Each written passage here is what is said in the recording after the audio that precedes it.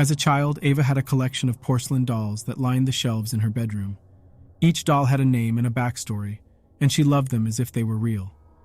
However, when Ava became an adult, she packed away her dolls and forgot about them.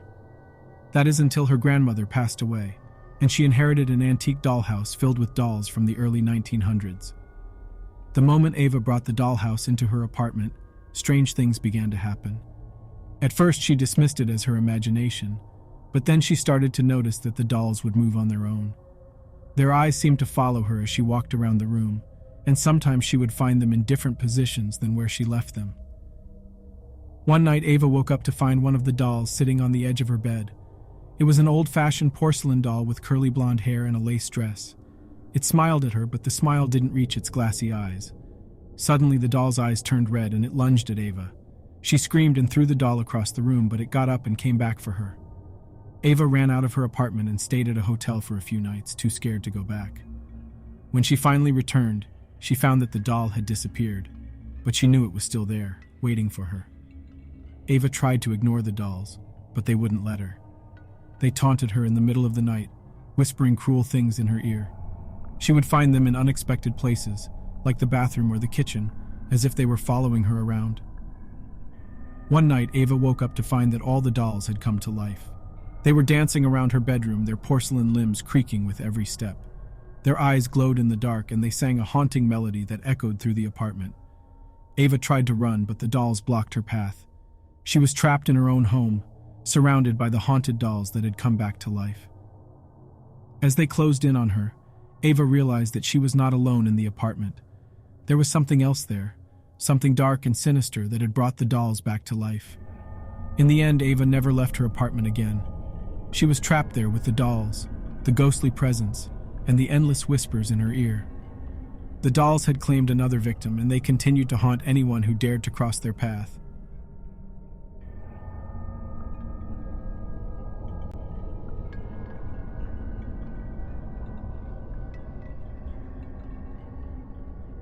Carla had always loved dolls.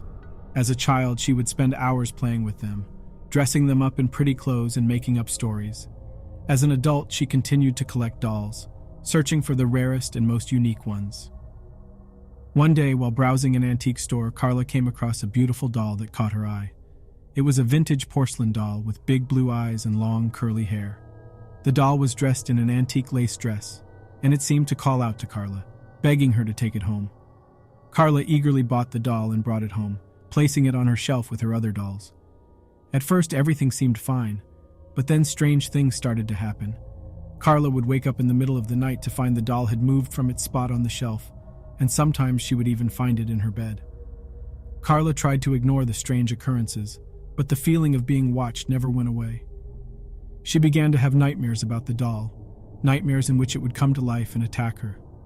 One day, while dusting the doll, Carla noticed that the porcelain was cracked in several places. She wondered how it had happened, but she dismissed it as normal wear and tear.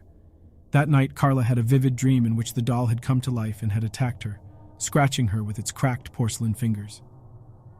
The next morning, Carla woke up to find scratches on her arms, just like in her dream. She realized that the doll was not just a normal toy, but it was haunted by an evil spirit. She tried to get rid of the doll, but it always seemed to come back, as if it was possessed by a will of its own. Carla became increasingly paranoid and scared. She started seeing the doll everywhere, even in her dreams. She could hear it whispering to her, telling her to do terrible things. She started to fear for her sanity and her life. Desperate for help, Carla sought out a psychic who confirmed her worst fears. The doll was indeed possessed by an evil spirit, a spirit that had been summoned by a previous owner. The psychic warned Carla that she needed to destroy the doll if she wanted to be free of the curse. Carla tried to destroy the doll, but it was almost as if the doll was indestructible. She tried burning it, throwing it away, and even burying it, but it would always come back.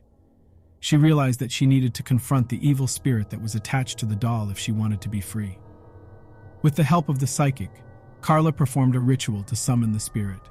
The ritual was dangerous, and Carla knew that she was taking a risk by performing it. But she was desperate to be rid of the curse. The ritual worked, but not in the way Carla had expected. The evil spirit was too powerful, and it took over Carla's body, making her a vessel for its evil intentions.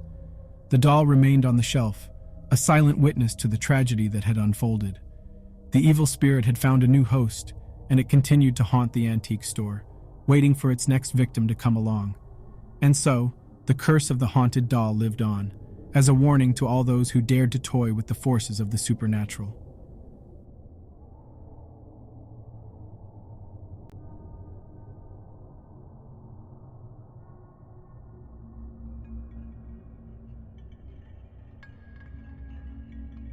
Megan loved dolls ever since she was a child. She collected them from all over the world and displayed them proudly in her room. But her favorite was a vintage porcelain doll that her grandmother had given her. It had belonged to her great-grandmother and had been passed down through the generations.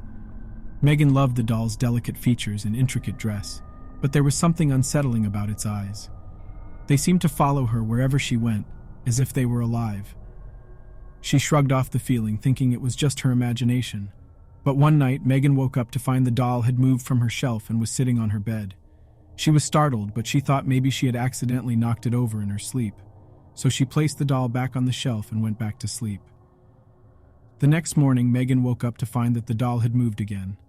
This time it was sitting on her dresser, staring at her with those eerie eyes. She started to feel uneasy, but she tried to convince herself that it was just her imagination playing tricks on her. As the days went by, Megan started to notice more strange things happening in her room. Objects would be moved from their original places, and she would hear faint whispers coming from her doll collection. She started to feel like she was being watched all the time. One night, Megan woke up to find that the doll was standing on her bed, staring at her with those haunting eyes. She was terrified and tried to run out of her room, but she found that the door was locked from the outside. She was trapped. Megan tried to scream, but she found that she couldn't. It was as if something was choking her.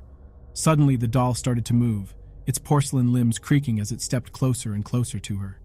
Megan realized that the doll was possessed by an evil spirit, one that had been trapped inside the doll for years. The spirit had been waiting for someone to awaken it, and Megan had unwittingly done just that. The doll lunged at her, its porcelain fingers clawing at her throat.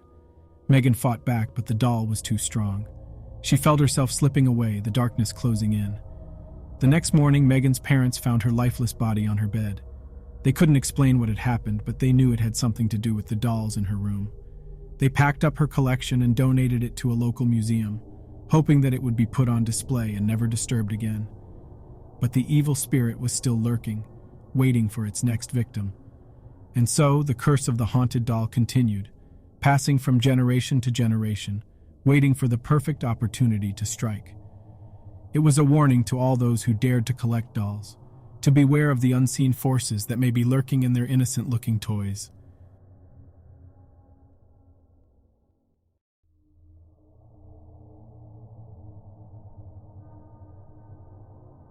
Thanks for watching today's video. Please consider subscribing and hitting the like button. It really helps us out. And until next time, stay safe and never wander too far from the light.